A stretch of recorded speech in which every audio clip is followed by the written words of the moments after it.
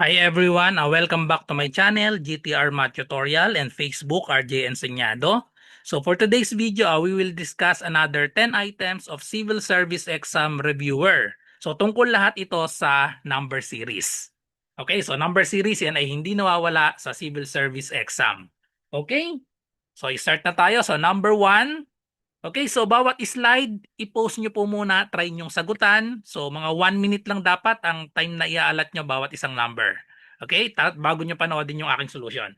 Tapos, kung naghahanap pala kayo ng Civil Service Exam Reviewer, ito yung recommended ko.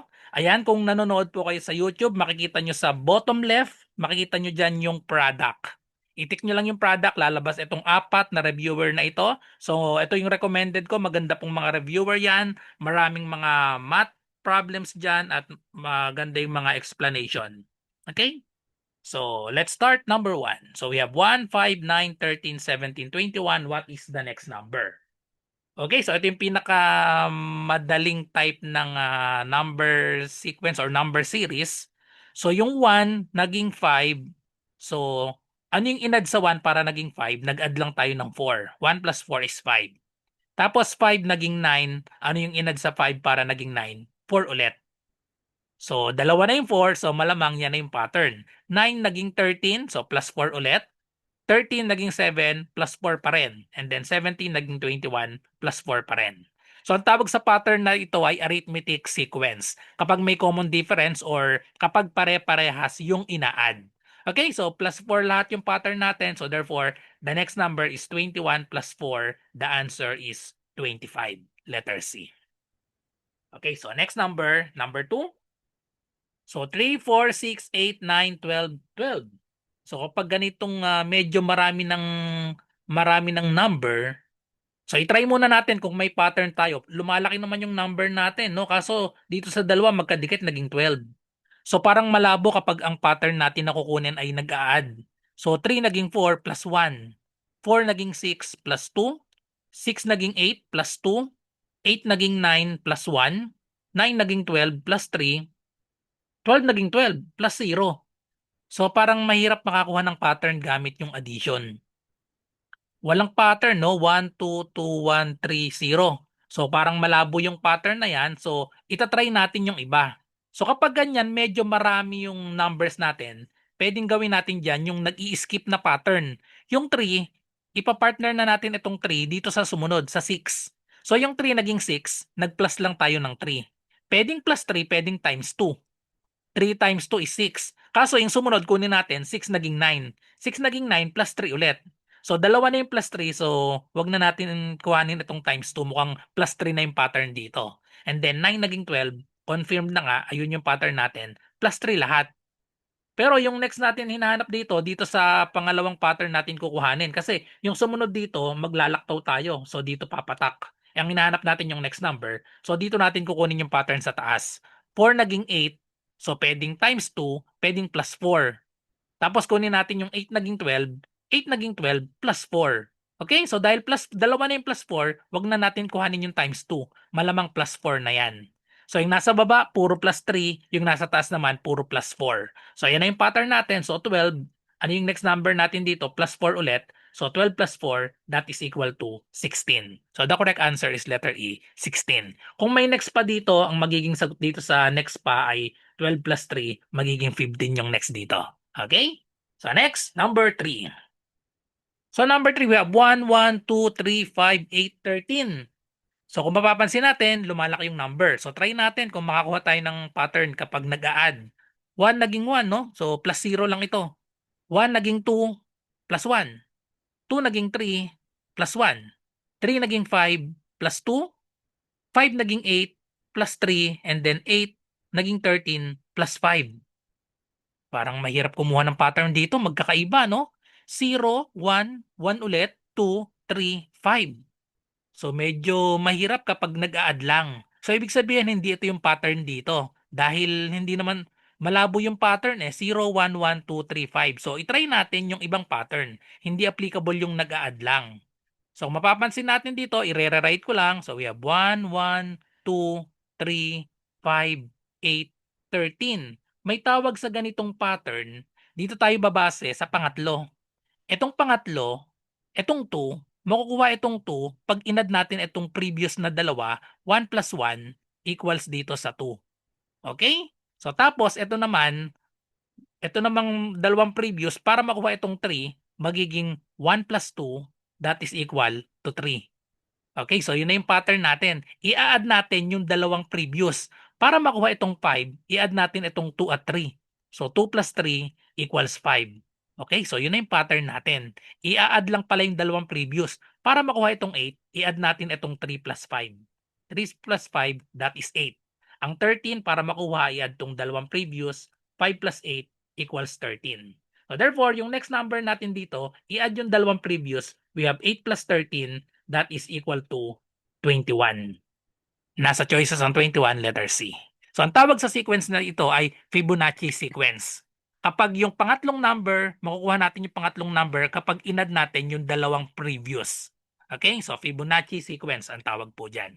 Okay, so next, number 4. Number 4, 1, 3, 6, 8. So medyo maunti lang yung number natin. Pag ganito, mag-trial and error tayo sa pattern natin. Try natin yung ina-add muna. 1 naging 3. So nag-add tayo ng 2. 3 naging 6. Nag-add tayo ng 3 naging 6. Nag-add ng 3. 6 naging 8. Nag-add tayo ng plus ng 2. Mapapansin natin yung pattern na babago, no? Plus 2, plus 3, plus 2. Alternate. 2, 3, 2. So malamang ito ay, pag sinundan natin yung pattern na ito, plus 2, plus 3, plus 2, pwedeng maulit plus 3. Try natin 8 plus 3, 11. Ang problema, yung 11 ay wala sa choices. So ibig sabihin, hindi itong pattern na to ang gagamitin natin. Hindi applicable itong nagpa-plus lang. So hanap tayo ng ibang pattern, hindi applicable yung nagpa-plus lang. Okay? So pwede, nagmumultiply siguro. Nagmumultiply, try natin. 1 naging 3, pwedeng times 3. 3 naging 6, pwede times 2. Kaso problema, 6 naging 8. Parang malabo sa multiplication. So ang naisip kong pattern dito, itong una, 1 naging 3, plus 2 lang yan. 1 plus 2 equals 3. And then next, 3 times 2 equals 6. And then we have 6 naging 8, balik tayo sa plus 2. Ayun na yung pattern natin, ito na yung posible. Alternate, una plus 2, tapos times, sumunod plus 2. So ang susunod dito, times 2 naman. Alternate, plus 2 times 2 plus 2 times 2. Try natin, 8 times 2 equals 16 kung nasa choices. Ayun, nasa choices, letter D. Okay? Number 5. So we have 5, 8, 9, 12, 13. So malamang nagpa-plus dito kasi lumalaki siya, no? 5, naging 8, naging 9, naging 12, naging 13. Tapos maunti lang yung numbers natin. So try lang natin kung nag-a-add lang ba dito sa mga numbers natin. 5 naging 8, so plus 3. 8 naging 9, plus 1. 9 naging 12, plus 3. 12 naging 13 plus 1. Okay, so parang ayun na yung pattern natin, alternate. Plus 3, plus 1, plus 3, plus 1. So malamang ang next natin ay plus 3 ulit. So 13 plus 3, we have 16. Nasa choices. Ayun, letter E, 16. Okay, next, number 6. Number 6, 4, 8, 16, 32, 64. So mabilis yung paglaki. Pag ganyang mabilis yung paglaki, malamang multiplication yan. So, multiplication ito. 4 naging 8, nagmultiply lang ito. 4 naging 8, so times 2. So, ayun na yung pattern pala, nadodoble lahat. 8 naging 16, another times 2. 8 times 2 is 16. 16 naging 32, times 2 pa rin. 32 naging 64, times 2 pa rin. So, ang tawag naman sa pattern na ito ay geometric sequence. Kapag meron tayong common na minumultiply, common ratio ang tawag dito. So ito ay geometric sequence. So 64 i-multiply natin sa 2. 64 times 2, that is equal to 128. So nasa choices, letter C. Next, number 7. So we have 7, 17, 37, 77, 157. What's the next number? So obvious, ang pattern dito ay nag-a-add lang. Malabong nagmumultiply kasi 7 naging 17. Hindi naman na multiple, ano? So i-rewrite muna natin. 77, 157, next number. So from 7 naging 17. So madaling kuhanin. Plus 10. 7 plus 10 is 17. Next 17 plus what number is 37? So plus 20. Next 37. Ano ang inad natin para maging 77? Plus 40. And then 77, naging 157, we have plus 80. So ano yung next na ipa-plus natin dito? Anong napansin natin sa mga ina-add natin? Yung ina-add natin ay nadodoble. Yung una 10, tapos naging 20 times 2. Yung in-add natin, times 2 natin. 20 yung next, sumunod 40. So, times 2 ulit natin. 20 times 2 is 40. Next, 40 times 2, that is 80. So, therefore, yung next na ipa-plus natin ay 80 times 2 natin, we have 160. Kapag inad natin 157 plus 160, that is equal to 7 plus 0, we have 7. 5 plus 6, we have 11. Carry 1. 1 plus 1 plus 1, that is equal to 3. 317, nasa choices, letter E. Okay? Next number, number 8. So medyo marami. 3, 4, 8, 9, 18, 19, 38, 39. So pag ganitong marami, i-try natin yung alternate. Alternate, pwedeng patalunin na natin yung pattern nito. Kapag ganyang marami, yun agad ang iisipin natin, pwedeng alternate yung pattern yan kapag madami. Kaso mukhang malabo kapag pinatalon natin, no? 3, 8. 3 naging 8. So that is plus 5. Tapos 8 naging 18 plus 10. O pwede pala. 18 naging 38 plus 20. So ano yung next natin dito? Tapos itong 4 naging 9 plus 5 din. 9 naging 19 plus 10. 19 naging 39 plus 20. Parehas ng pattern, no? 5, 10, 20. Tapos itong 5 na doble naging 10, na doble naging 20. So try natin kung madodoble 20 times 2. So try natin kung nandito yung 40. 20 plus 4, 38 plus 40, the answer is equal to 78. Okay? So 78 ay nasa choices letter B. 78. Okay? Or meron pang isang way para isolve ito. Pwedeng yung alternate yung pattern. Ito yung nag-escape yung pattern na ginawa natin. Try natin. Iba pang way para masolve ito. So burahin ko itong nilagay natin na pattern. Ito pa yung isang way, tingnan natin kung 78 din ang kakalabasan. Kapag itong isang pattern ang ginamit natin, pwede ito 3 naging 4, nag-add lang tayo ng 1. 3 plus 1 equals 4. Tapos itong 4 naging 8 times 2. 4 times 2 is 8. So next naman dito, plus 1 ulit. Tapos 9 naging 18 times 2. Ayun, alternate, no? So 18, yung ilalim puro plus 1, tapos yung taas multiply natin sa 2. So ito ay plus 1. So same answer pa rin. 39 times 2 is equal to 78. So same answer, letter B. Okay? So dalawa yung pattern, same answer yung lumabas. So next, number 9. Okay, medyo marami. 1, 2, 3, 2, 3, 4, 3, 4, 5, 4, 5, 6. So kapag ganito, ang ginagawa ko agad dito, ini-skip ko na agad yung pattern na ito. 1, 2, 3, 2, 3, 4, 2, 3, 4, 3, 4, 5, 4, 5, 6. Ano yung next number? Pag ganito, nag-i-skip lang ako. Dito yung 1, papatalunin ko papunta dito sa 2. Ayan o, 1, 2, tapos 3, tapos 4. Yun, nabilang lang. 1, 2, 3, 4. E di yung next dito, pinatalon natin ng tatlo. 4, ang sunod dito ay 5. Okay, 5 nasa choices, letter B. Okay? Tapos ito, tingnan natin, 2. Susunod, patalonin natin ng tatlo. We have 3.